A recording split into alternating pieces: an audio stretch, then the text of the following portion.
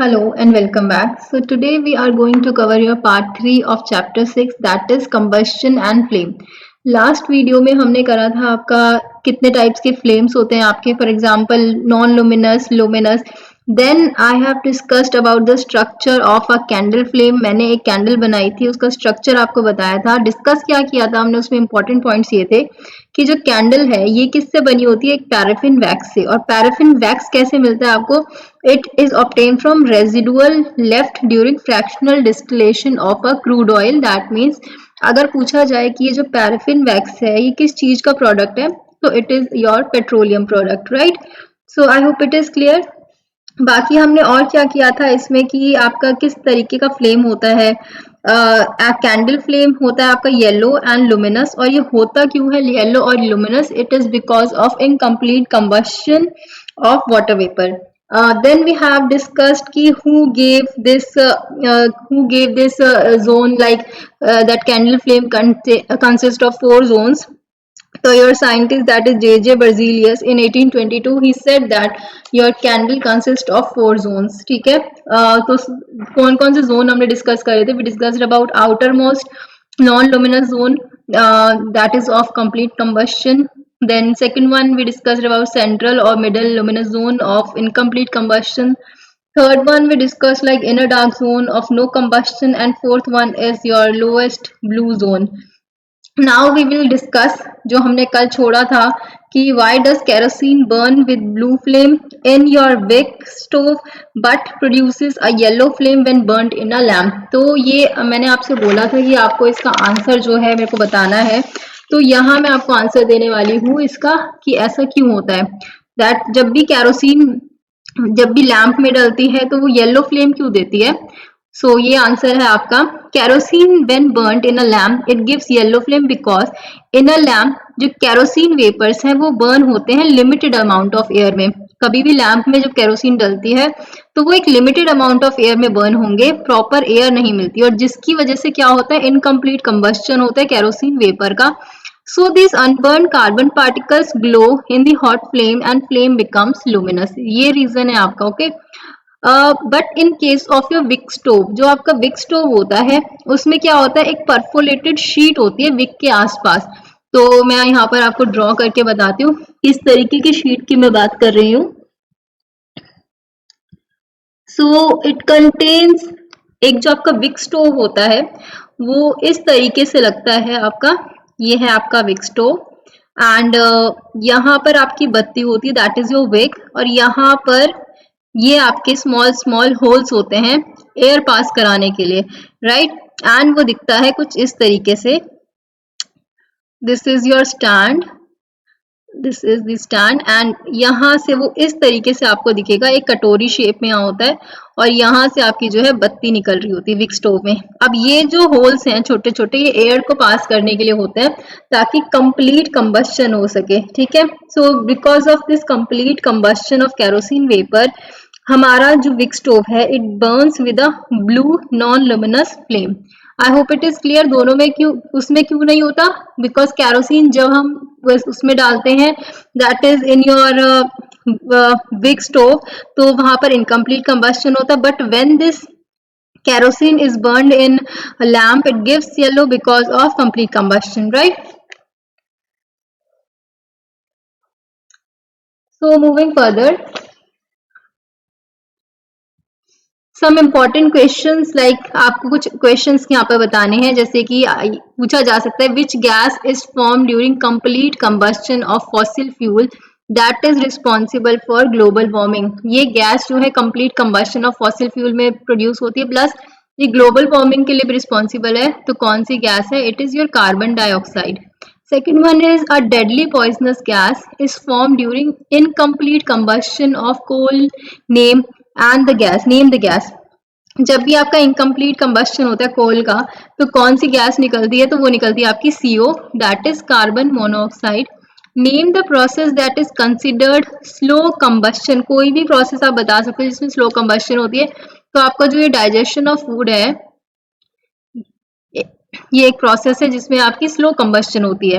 Then name the product form when magnesium burns in air. जब भी आपका magnesium air में बर्न होता है तो प्रोडक्ट क्या बनता है? we get MgO, that is magnesium oxide. Which part of candle flame is non luminous? कौन सा पार्ट है जो नॉन luminous होता है कैंडल का? तो it is the outer most part. समझ आ गया? So let's move further. तो ये क्वेश्चंस आप क्या कर सकते हैं, स्क्रीनशॉट ले लेना, और ये इसमें से एक दो क्वेश्चंस तो आपके आ ही जाएंगे। फॉर एग्जांपल ये CO2 वाला क्वेश्चन आएगा, कार्बन मोनोऑक्साइड वाला भी क्वेश्चन आ सकता है। Then they can ask you कि डाइजेशन ऑफ फूड किस तरीके का प्रोसेस है या किस तरीके का कंबस्शन है, सो स्लो फास्ट, तो it is your slow combustion. Then they can ask you the product form when magnesium burns in air, तो प्रोडक्ट है आपका मैग्नीशियम ऑक्साइड। ठीक है, the last question is not that important, which part of candle flame is not luminous. It's not important from your competitive point of view. Moving further, fuels की बात करते हैं। Fuel क्या होते हैं? They are combustible substances which on burning produces large amount of heat and light. जो combustion के बाद लार्ज अमाउंट ऑफ हीट और लाइट प्रोड्यूस करते हैं उसी का फ्यूल बोलते हो। कुछ कॉमनली यूज फ्यूल कौन कौन से आपके, जैसे कि wool, coal, liquefied petroleum gas, petrol, diesel और कैरोसिन, ये सब है आपके commonly used fuels. Type of fuels हैं आपके, जैसे कि the fuels are classified on the basis of physical states in which they occur. ठीक है, according to your physical state, physical state के ऊपर आपके जो फ्यूल्स हैं ये क्लासिफाई करे जाते हैं। जैसे कि आपके एक तो होते हैं solid, then we have liquid fuels and we have gaseous fuels. सही है, अब डिस्कस करते हैं कि सॉलिड फ्यूल्स, लिक्विड और गैसियस फ्यूल्स, इनमें क्या डिफरेंस है आपका। तो सॉलिड फ्यूल्स जो होते हैं आपके, these are combustible substances which are solid at room temperature। ये फ्यूल्स combustible substance है जो solid होते हैं at your room temperature। solid fuels they contain mainly both carbon as free and combined carbon। जो सॉलिड फ्यूल्स है इसमें carbon जो होती है आपकी ये फ्री स्टेट में भी एग्जिस्ट करती है और कंबाइंड स्टेट में भी एग्जिस्ट करती है। ये दो चीजें आपको याद रखनी है। देन दूसरा आपको क्या याद रखना है कि सॉलिड फ्यूल सॉलिड स्टेट में एग्जिस्ट करते हैं आपके रूम टेम्परेचर पे। इन रूरल एरियाज जो आपके like firewood, agriculture waste, animal dungs, आपको पता है गोबर है, खाद है एंड एग्रीकल्चर वेस्ट है, फायरवुड है, ये सब मेजर सोर्स ऑफ एनर्जी होते हैं। तो सॉलिड फ्यूल्स कौन कौन से होते हैं आपके, इसमें हम एग्जांपल लेते हैं, जैसे कि आपका कोल है, कोक है, wood, charcoal, animal dung, cakes and that is baggage, your agricultural waste, ये सब आते हैं आपके सॉलिड फ्यूल्स में। ठीक है, चलते हैं आगे। Now this is liquid fuel, not excess is liquid fuel. Liquid fuel होते हैं volatile liquids which produce combustible vapours. ये वो वॉलेटाइल लिक्विड होते हैं जो कंबस्टिबल वेपर प्रोड्यूस करते हैं, जो वेपर प्रोड्यूस करते हैं। फॉर एग्जांपल जो आपको कैरोसिन है, it is the most commonly used liquid fuel. In case they ask you most commonly used liquid fuel कौन सा है, तो your kerosene is the most commonly used liquid fuel. And examples क्या हैं आपके लिक्विड फ्यूल के, petrol, diesel, kerosene, these are examples of liquid fuel. ये सब जो है आपके these are mixtures of hydrocarbons.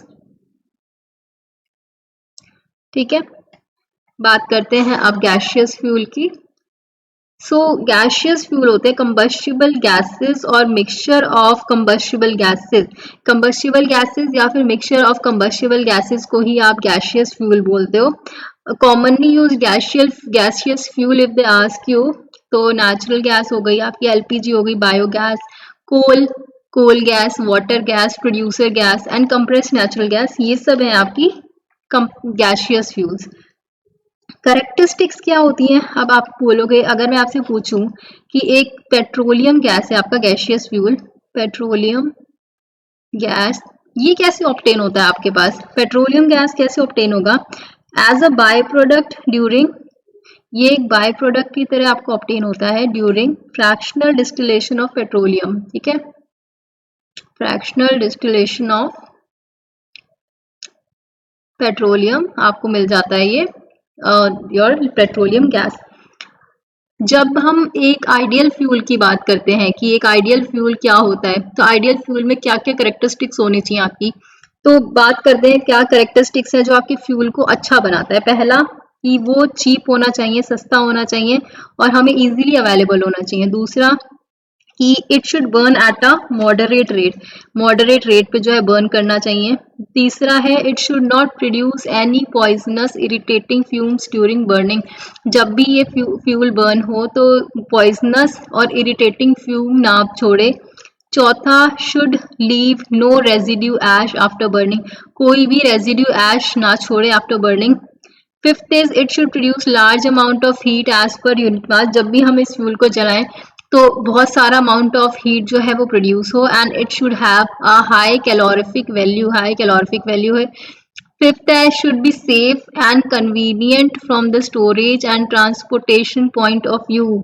And last one is ignition temperature should be above room temperature so it is safe to use. जैसे ignition temperature room temperature से ज़्यादा होना चाहिए, तो इसका मतलब ये है कि भाई कल को ये ना हो कि जो आपका मान लो पेट्रोल है या डीजल है, कोई भी फ्यूल है, हमने उसको रूम में रखा एंड वो साथ साथ आग पकड़ ले रूम टेम्परेचर पे ही। हमारा जो इग्निशन टेम्परेचर होना चाहिए वो ज़्यादा होना चाहिए as compare to your room temperature. ठीक है। फॉसिल फ्यूल क्या होते हैं आपके, in case they ask you कि ये जो फॉसिल फ्यूल है, फॉसिल फ्यूल क्या होते हैं, तो ये आपका coal, petroleum, then natural gas, ये सब हैं आपके फॉसिल फ्यूल्स। और ये बनते कहते हैं या द कंबस्टिबल सब्सटेंसेस और materials form due to decomposition of remains of prehistoric animals and plants inside the earth, we get your fossil fuels. ठीक है। सबसे ज्यादा जो एट होम्स यूज होने वाला फ्यूल है that is your biogas. It is popular and economical fuel in rural areas. अगर rural areas की बात करेंगे तो biogas is a popular and economical fuel. Fuel efficiency की बात करते हैं कि फ्यूल एफिशिएंसी क्या होती है, उसकी calorific value, the amount of heat produced when 1 unit mass of a fuel is completely burned in air या फिर oxygen, it is known as its calorific value. जब आपका 1 unit mass of fuel completely burn करता है तो उसी को आप बोलते हो in presence of air, it is known as calorific value. और कैलोरिफिक वैल्यू की यूनिट क्या है, किलोजूल पर ग्राम या फिर कह सकते हो आप किलोजूल पर किलोग्राम, ये सब है इसकी यूनिट्स। समटाइम्स जो ओल्डर यूनिट है आपकी कौन सी, जैसे कि सॉरी कैलोरीज पर ग्राम, ये भी आपकी यूज होती थी। अब क्या मतलब है इसका कि for example 1 KG of coke है हमारे पास, इट इज कंप्लीटली बर्न, तो उसमें से जब 1 केजी ऑफ कोक हम बर्न करेंगे तो कितना kilojoules of heat liberate होती है, तो 33,000 किलो जूल्स ऑफ हीट जो है आपकी लिबरेट होती है उसमें से।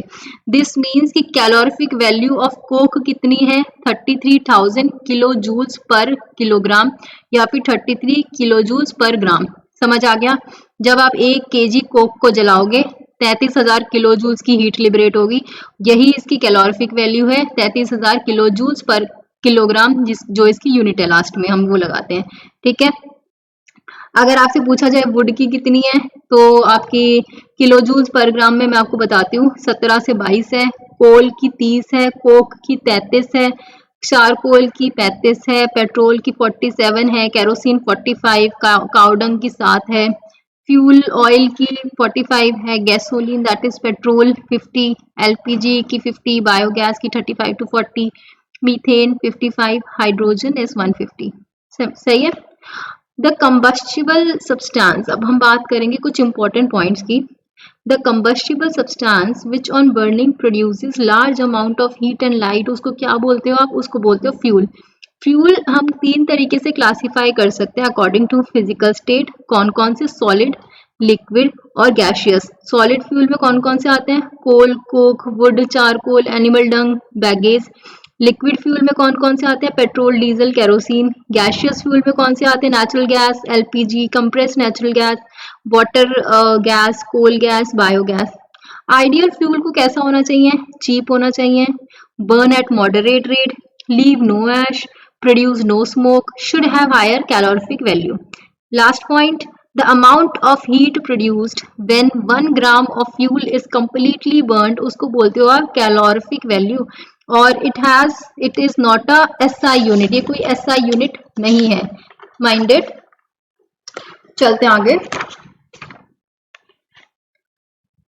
क्वेश्चन एंड आंसर्स है कुछ। पहला क्वेश्चन है आपका, name the 2 fuels that is commonly use for cooking. Cooking में 2 कॉमनली यूज फ्यूल कौन कौन से यूज होते हैं? एक तो आपका LPG और दूसरा होता है आपका केरोसिन। दूसरा क्वेश्चन है, give one example each of liquid and gaseous fuel. Liquid का कौन सा हो जाएगा? लिक्विड फ्यूल का एग्जांपल है आपका पेट्रोल और गैसियस फ्यूल का हो जाता है CNG। Name the gaseous fuel obtain from cattle Dang. Cattle डंग से कौन सा गैसियस फ्यूल निकलता है? तो गोबर गैस सुनी होगी, that is also known as biogas, ये फ्यूल है। What is a combustible substance which on burning produces large amount of heat and light? तो ये है आपका fuel. Unit of calorific value of fuel, तो it is kilo joules kg per gram. सही है। Pollution and pollution related problems caused by combustion of fuel. अब ये topic है आपका, जब भी फ्यूल को बर्न करते हैं तो उससे पॉल्यूशन होता है, तो पॉल्यूशन और पॉल्यूशन रिलेटेड प्रॉब्लम जो प्रोड्यूस करता है, ये कॉज करता है। हमें पता है that all carbon containing fuels, fuel कौन कौन से, जैसे कि वुड है, कोल है, पेट्रोल है, डीजल है, केरोसिन है, LPG है, जब भी ये बर्न करते हैं तो ये गैसेस प्रोड्यूस करते हैं। कौन कौन सी? Carbon monoxide, carbon dioxide, oxides of nitrogen and oxides of sulphur. ठीक है। In addition to this gases generally in most use smoke भी जो है कई बार प्रोड्यूस होता है। ये तो गैसेस प्रोड्यूस होती हैं फ्यूल के बर्न करने पे, लेकिन कई बार जो है आपका स्मोक भी जो है प्रोड्यूस होता है। ठीक है। So these gaseous product and unburned carbon particles they cause air pollution and the solid fuels such as wood, charcoal, coal after burning they leave behind ash and if not disposed of properly may cause air and water pollution। तो आपका जो air pollutant है, जैसे हम बात करते हैं कुछ एयर पॉल्यूटेंट्स की, कौन कौन से एयर पॉल्यूटेंट्स हैं और क्या क्या जो है वो इफेक्ट छोड़ते हैं आपके उस पर, तो ये पढ़ते हैं। ये मैंने टेबल बनाई हुई है, यहाँ से आप इसका स्क्रीनशॉट ले लें। जैसे कि डस्ट है, डस्ट क्या करेगा आपको? ये है आपके air pollutant and these are its effects. Dust आपको कर देगा एलर्जिक रिएक्शन। स्मोक जो है ये रेस्पिरेटरी प्रॉब्लम क्रिएट करता है। कार्बन मोनोऑक्साइड ये रेस्पिरेटरी प्रॉब्लम क्रिएट करता है एंड इससे जो है डेथ भी हो सकती है। Carbon dioxide green house effect produce करता है। ऑक्साइड्स ऑफ सल्फर ये लंग्स डैमेज करता है, एसिडिक रेन प्रोड्यूस करता है एंड कोरोजन को जो है कॉज करता है। ऑक्साइड्स ऑफ नाइट्रोजन जो है आपकी ये लंग कंजेशन क्रिएट करता है and it produces smoke. Right. So this is all for today, and tomorrow I'm gonna make a small video in which I will discuss about the greenhouse effect. Then I will discuss about your acid rain, judicious use of various resources of energy, and then your chapter will be over. I thought कि मैं आज इसको करा दूंगी, but यहाँ तक रहने देते हैं आज के सेशन को। Tomorrow I'm gonna get a new video. I'll come with a new video of these left topics, and tomorrow your chapter will be completed. Day after tomorrow, question and answer. Till then, take care. Good luck. If you have any doubt, I have given you an ID, that is spss.inquiry@gmail.com. You can mail us there, or we have given you a WhatsApp number that you can find in the description box of Rachit sir video. You will get that. You can call us there, you can message us there, you can WhatsApp us, and it will be better कि आप हमें WhatsApp कर दें कि ये problem है। And कोई भी अगर आप चाहते हो नया टॉपिक शुरू हो या नया सब्जेक्ट शुरू हो तो वहाँ से आप हमें बता सकते हैं। Till then good luck, keep practising, take care.